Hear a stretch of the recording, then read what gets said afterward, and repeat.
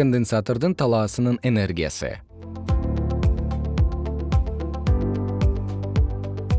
Столдо ток булагы, сонариб вольтметр, ачкыч, конденсатор жана электр лампаларынан турган электр чынжыры туташтырылды. Ток булагынын клеммаларындагы чыңалууну вольтметр көргөзөт. Ачкычты бекитебиз дагы конденсаторду зарядтайбыз. Конденсатордо электр талаасы пайда болот. Талаада энергия бар экенин билүү үчүн конденсаторду электр лампасына кошобуз. Лампа күйдү. Электр талаасынын энергиясы лампада ички энергия түрүндө жана нурлануусунда пайда болду. Конденсатор зарядталганда электр талаасы жок болот жана лампа күйбөйт. Тажрыйбаны кайталайбыз.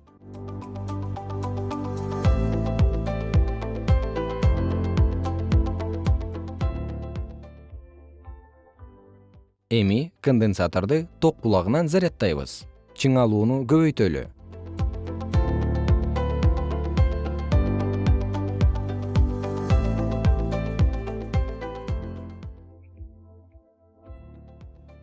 Лампанын жарыгы көбөйдү. Демек, конденсатордун электр талаасынын энергиясы көбөйдү.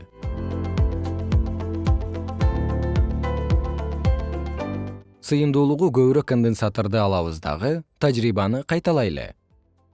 Лампалардын жарыгын салыштыруу үчүн бир убакта эки конденсаторду колдонобуз. Бир эле ток булагынан зарядтап, лампага туташтыруу керек. Конденсаторлорго чыңалуу берилди. Сыйымдуулугу көбүрөөк конденсаторго туташкан лампанын жарыгы күчтүүрөөк болду. Демек, ток булагынын чыңалуусу бирдей болсо, сыйымдуулугу көп конденсатордун талаасынын энергиясы көп экен. Конденсатордун талаасынын энергиясы зарядталган убагында чыңалуудан жана конденсатордун сыйымдуулугунан көз каранды.